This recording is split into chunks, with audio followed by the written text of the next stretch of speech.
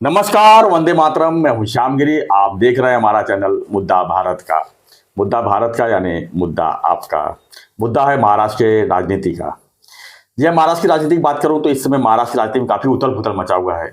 अशोक चौहान कांग्रेस कल छोड़ चुके थे, अब आज ही जो है उन्होंने बीजेपी में एंट्री कर ली है। और अब सबकी निगाह ये है कि अशोक चौहान के साथ कितने विधायक और आने वाले हैं। हालांकि आज तो नहीं आए, लेकिन आएंगे जरूर। 15 से 20 विधायकों की लिस्ट है पूरा उनके पास। तो सवाल ये उठता है कि महाविकास आघाड़ी का अब क्या होगा। यानी महाविकास आघाड़ी अभी लोकसभा चुनाव सर पे है, ऐसे में शिवसेना टूटी, एनसीपी टूटी, अब कांग्रेस भी टूट गई, तो बचा कौन? किसके सहारे जो है महाविकास आघाड़ी जो है बीजेपी के मुकाबला करेगी, मोदी जी का मुकाबला करेगी? क्या गारंटी है अभी आगे? सर, क्या आप किसको गारंटी देंगे? आप क्या गारंटी देंगे? गारंटी यही दे सकते हैं कि बर्बाद होंगे। बर्बाद हो गए। अभी तो सर्वे कुछ ही दिन पहले आया था कि इनको 26 सीट और उनको 22। नहीं, वो आपका मेरा मतलब है, आप एक जो सर्वे है वो आप इंडिया टुडे का दे रहे हैं ना, और मैं आज तक बोल रहा हूँ किस बेसिक पर सर्वे निकालते हैं। अब ये हालत है। दूसरे में 39 दिए थे ना। अब क्या देंगे? हाँ, अब क्या देंगे? अब 45 देंगे।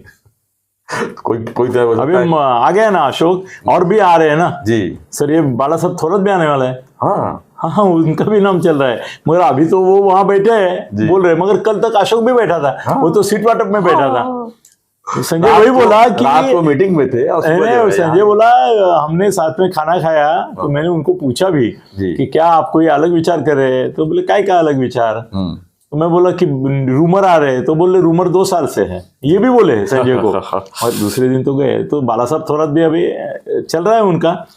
सर, ये प्रणीति शिंदे का भी नाम चल रहा है। नहीं चलेगा, वो नहीं आएगी, वो नहीं आएगी। क्योंकि क्या है ना कि सुशील कुमार शिंदे के बारे में बीजेपी के, वो सुशील कुमार शिंदे खुद बोले कि मेरे को पूछा गया जी कि क्या आप आना चाहते हैं, आपकी बेटी को हम ये करेंगे वो करेंगे वगैरह।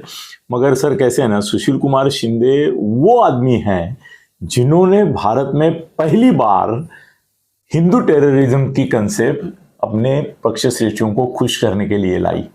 ये जो पुरोहित प्रज्ञा सिंह वगैरह पकड़े गए ना जी, वो जो हिंदू टेररिज्म शब्द है उसका जन्म देने वाला ये जन्मदाता है। जब होम मिनिस्टर थे। हाँ सर, इन्होंने वो हिंदू टेररिज्म शब्द निकाला, बाद में शरद पवार ने वो पॉपुलर किया, और बड़े बहुत सारे लोगों ने ये हिंदू टेररिज्म किया।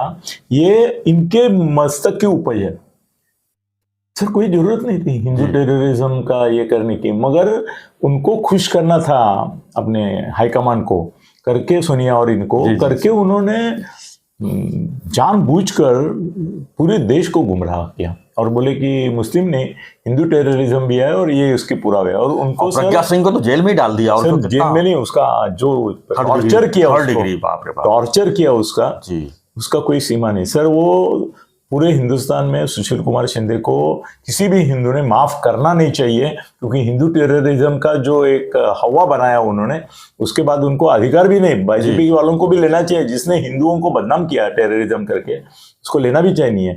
और प्रणीति शिंदे का ऐसा है कि वो बाप के इशारे पे, ये बेटी है वो उनकी, तो वो जो बोलेंगे वही वो बोलेगी, तो उसमें कोई ये नहीं है उसका। मगर ऐसा है कि अभी मैं आज बोलूँ तो सुशील कुमार सर का है ना, सुशील कुमार शिंदे और मैं कितने, अभी वो जो से पॉलिटिक्स में वो इंस्पेक्टर थे और कांग्रेस में आए ना, उस दिन उनका पहला जो लव स्टोरी था अपनी बीबी के साथ, बाद में बहुत सारे लव स्टोरी दूसरे अफेयर में भी हुए उनके, और जो पहला लव स्टोरी था अपनी ही बीबी के साथ, वो मैंने छापा था मनोहर में और उनको पब्लिसिटी दिया था। तो पहला उनको पब्लिसिटी देने वाला मैं आदमी था। तो तब से हम लोग जानते हैं। और वो सर कैसे ना, उनके 3 रूप हैं। एक रूप है दलित नेता जी, दूसरा रूप है ललित नेता और तीसरा भी गलित नेता। क्या बोलेंगे? हमारा चैप्टर चल रहा है। हाँ, तो सुशील कुमार शिंदे जो है तो वो जाएंगे वगैरह वगैरह, ऐसी चीजें उनको लेंगे नहीं सर कभी। सर और कुछ किसका नाम हम बता सकते हैं कि अगर 10 भी नाम निकाले अगर तो विधायक में कांग्रेस के, तो कौन कौन है जो भी लाइन में? सर एक बात याद रखिए, क्या है ना कि महाराष्ट्र में ऑनेस्टली जी हम लोग, मैं मेरी बात करूंगा, आपकी बात नहीं करूंगा सर। हम लोग मुख्यमंत्री, उप मुख्यमंत्री, मंत्री, वो भी कैबिनेट, उनमें से भी आधे जानते हैं।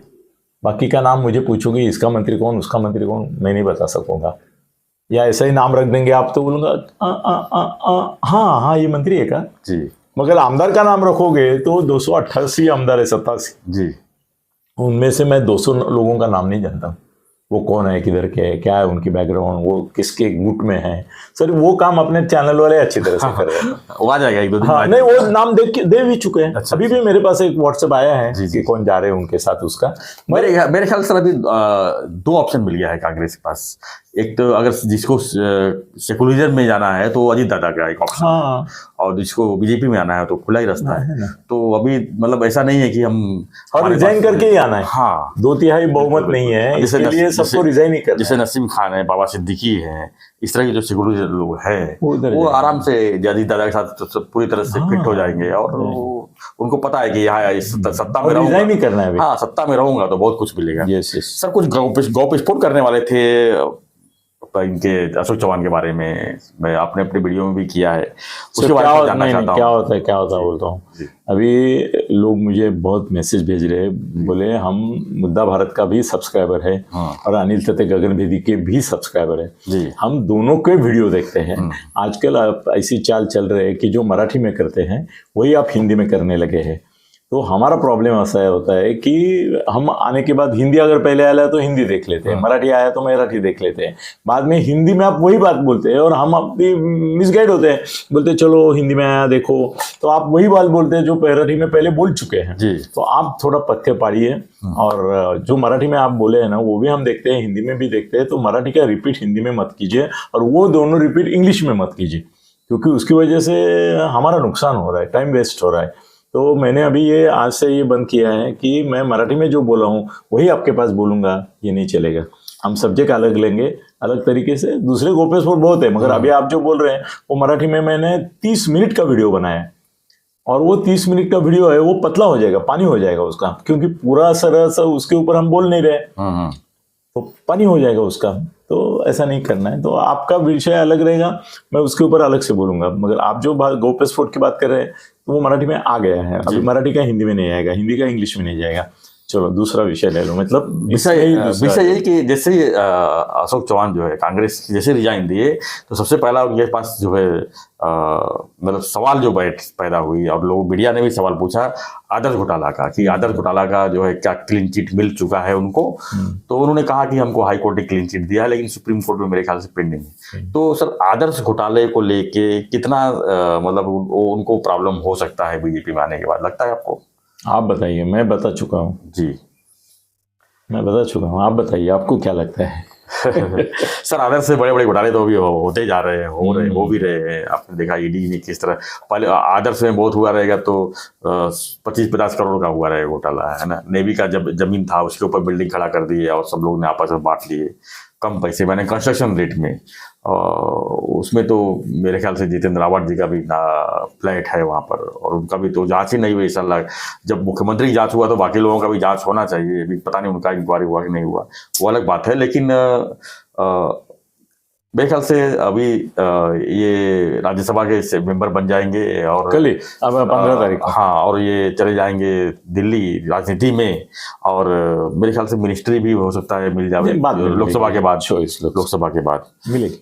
तो मुझे नहीं लगता कि आदर्श घोटाले के ऊपर इतना इनको बवाल झेलनी पड़ेगी। और नहीं, बीजेपी तो मतलब कि अभी इससे पहले नारायण राणे जी भी मुख्यमंत्री थे महाराष्ट्र, वो भी बीजेपी में आए, वाया आए, मतलब खुद का पार्टी बनाई, फिर उन्होंने बीजेपी के साथ में अभी मिनिस्ट्री में है, राज्यसभा का मेंबर होते हुए। तो बीजेपी अगर किसी को मतलब साथ में लेती है बड़े लीडर को तो उसको जस्टिफाइड भी करती है, वो मैं देखा हूँ, समाज देते, प्रोटेक्शन देते। बिल्कुल। अभी रामदास अठावले जी देखिए, वो विधानसभा भी हार गए, लोकसभा भी हार गए, लेकिन उनको राज्यसभा दे के उनको जो है एक जस्टिफाई किया है, उनको मिनिस्ट्री भी दिया है केंद्रीय मंत्री करके। तो ये चीज तो बाकी मेरे नहीं लगता कि बाकी लोग पार्टी में ऐसा है संभव, सभी पार्टी में ऐसा है जी, करते ही।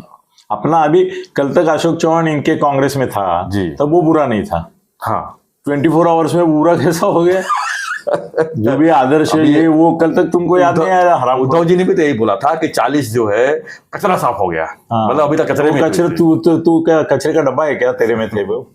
मतलब इनको शर्म नहीं आती कि कल तक ये अपने साथ था। हाँ, उसे अशोक का मुझे विशेष लगा, उसने बोला मैं पिछले इसके बारे में किसी के बारे में कुछ नहीं बोलूंगा, वहां था, मैंने उनसे दोस्ती की, अभी मेरा मार्ग अलग है। जी। तो घटस्फोट लिए हुए बीवी अगर उसके ये करने लगी तो कैसा चलेगा? जो गया तो गया। तो ये सर पागल है इसमें इस चीज आप बताइए कि क्या इसमें बीजेपी को फायदा होगा कि कांग्रेस को नुकसान होगा, इसमें आप क्या देख रहे हैं आप? दोनों होगा ना सर। जी। देखो, जब किसी का फायदा होता है तो किसी का नुकसान होना ही है जनरली। दोनों फायदे में विन विन सिचुएशन है, ऐसा पॉलिटिक्स में नहीं होता है कभी, ऐसा नहीं होता है। तो बीजेपी का लॉस और बीजेपी का जो है मराठवाड़ा में कितना अभी बहुत ज्यादा होगा। हाँ, बहुत जगह बहुत मिलेंगी उनको इनकी वजह से। 3 सीट तो हो गई उनकी फिक्स लोकसभा की। अच्छा है। हाँ, बाकी भी विधानसभा में भी अच्छे खासे मिलेंगे, 20 तक जाएंगे ये लोग इनकी वजह से। अच्छा रहेगा, और फायदा तो है ही जी। तो बिना फायदे बीजेपी को, तो बीजेपी अपने लोगों को नहीं पूछती है अगर फायदा नहीं है तो। अभी मैं आते आते देखा मैं कि ये संजय राउत ने एक बयान दिया अभी कि ये अशोक चौहान 2 साल से जा रहे थे कांग्रेस छोड़ के। 2 साल से अशोक चौहान जो है बीजेपी में जाने वाले थे, ये सबको पता था। तो फिर कल तक तुमको उनको मुंह में चुम्मी लगा के बैठा था उनके साथ सीट वाटप के लिए। हाँ। अगर तुमको 2 साल से मालूम था कि जाने वाले हैं तो तुमको इतनी अकल कैसे नहीं कि तुम उनके साथ एक दिन पहले बैठे। हाँ। और उनसे वो सीट वाटप का चर्चा किया, तो उस समय तुम्हारे दिमाग में नहीं आया कि तुम जाने वाले हो?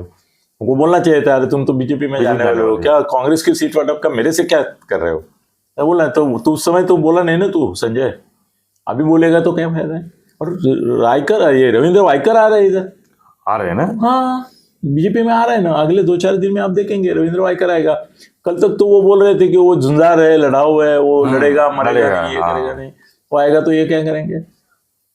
क्या करेंगे? फिर क्या बोलेंगे? बोलेंगे वो ऐसा ही डरपोक है, ऐसा बोलेंगे। डर के गया, डर के गया ईडी से डर वो के तो गया। सर अभी अशोक के ऊपर कोई ईडी वीडी नहीं है, बिल्कुल नहीं है। चलो ये बोलना ही पड़ता है सर, हम भी अपोजिशन के प्रवक्ता होते तो यही। जी। लास्ट क्वेश्चन, एक सवाल पूछता हूँ सर, महाराष्ट्र की राजनीति में अभी लोकसभा तक क्या लगता है कि और भी हलचल होंगे इससे? हाँ, मतलब कांग्रेस और टूटेगी, और उबाठा भी और टूटेगी, शरद पवार भी और टूटेंगे। तो बचेगा कौन सर? तो बचेंगे शरद पवार, बचेंगे सुप्रिया, बचेंगी रोहित बचेगा, जितेंद्र आव्हाड बचेगा, 4 बचेंगे उधर उद्धव बचेगा, आदित्य बचेगा, वो रश्मि बेनी बचेगी, तेजस बचेगा, बहुत हो गए। मिलिंद नार्वेकर बचेगा, 5 हो गए, बस हो गए। बस बाकी आलतू फालतू रहेंगे, कोई जाएंगे बाकी। ठीक है सर, धन्यवाद सर। अनिल देसाई, सुभाष देसाई रहेंगे। तो मतलब अभी जो है नए चेहरों को जो है काफी ऑप्शन मिल जाएगा महाराष्ट्र की राजनीति में, जहां पर खाली जगह भरने के लिए जो है नए लोगों को चांस मिल जाएगा, ऐसा लगता है? नहीं लगता? नए लोगों को कहाँ चांस मिलेगा? जहां से खाली हुआ है जगह, वहां पर लोगों को टिकट मिलेगा ना सर, नए लोगों को। हम खड़े रहने के लिए और गिरने के लिए। हाँ। और मुझे तो ऐसा नहीं लगेगा ना सर, मुझे तो ऐसा भी लग रहा है कि चाहे बीजेपी हो, चाहे शिवसेना शिंदे जी का हो, और बाकी जिसको टिकट नहीं मिलेगा वो भागेंगे, वो लोग भी भागेंगे, बोलेंगे कि अब जब टिकट ही नहीं मिला यहाँ पर तो हम यहाँ क्यों रुको, जहाँ टिकट मिले वहां भागेंगे। फिर सर टिकट लेके करेंगे क्या? आपने पिछवाड़े में डालेंगे क्या? चुनाव जीतना है ना जी, तो बीजेपी की सेवा, अगर चुनाव नहीं जीता ऐसे टिकट तो मायावती और ये लोग तो बांटते रहते हैं।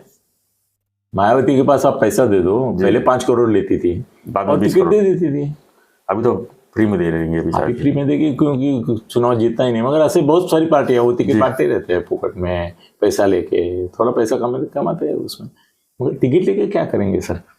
अभी आपको अगर मैं बोलूं कि थाना में तो जो कांग्रेस का टिकट देना, तो बीजेपी को जो पुरानी निष्ठावान कार्यकर्ता है, जो टिकट की आस में बैठे थे, जो यानी सेकंड पोजीशन पर आए थे पिछली बार, उनकी तो सर भविष्य खराब हो गई। फिर क्यों खराब? क्यों? कैसे वो बताओ, कैसे टिकट मिलेगा उनको? अभी जो लोग बाहर से आ रहे हैं वो तो सर पहले तो तय करके आ रहे हैं ना कि आपको यहाँ से। महाराष्ट्र में और देश में जी बीजेपी ये पार्टी दुनिया में सबसे बड़ी पार्टी, हाँ, जिसके इतने मेंबर करोड़ों में है जी, महाराष्ट्र में भी है सर। ऐसा है कि आमदार 288 विधानसभा में, हाँ, और 74-75 ये तो हो गए 300 समझो। वो 300 लोगों को टिकट और आमदारकी देने के बाद महाराष्ट्र में कम से कम बीजेपी के 25 लाख लोग बाकी रहते हैं। 25 लाख लोग बाकी रहते हैं ना उनके, कम से कम, ज्यादा ही होंगे, 50 लाख हो गए मेंबर उनके।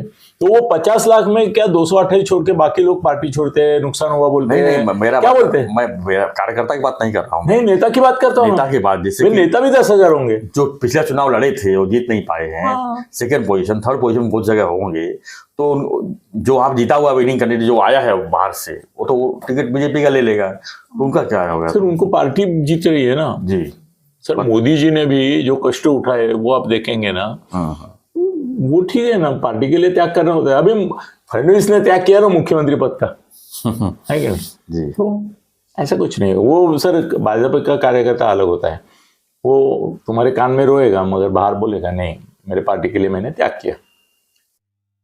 ठीक है सर, धन्यवाद। तो हमारा चर्चा था अशोक चौहान जी, जो आज भाजपा से जुड़ गए हैं। अब जो है साथ में और कितने लोग आ गए हैं इसी पर हम थोड़ा देख रहे थे, लेकिन आपको क्या लगता है, आपके पास भी कुछ खबर होगी तो हमें बताइएगा कि कौन कौन जो है विधायक जो है कांग्रेस के हो, चाहे उबाटा के हो, चाहे एनसीपी शरद पवार जी गुट की हो, कौन कौन तैयारी में है। आपको अगर कुछ बुराहट लगती है तो हमें कमेंट बॉक्स में लिखिए, और ऐसी चर्चा के लिए देखते रहिए हमारा चैनल मुद्दा भारत का। धन्यवाद। जय हिंद, जय महाराष्ट्र, जय श्री राम।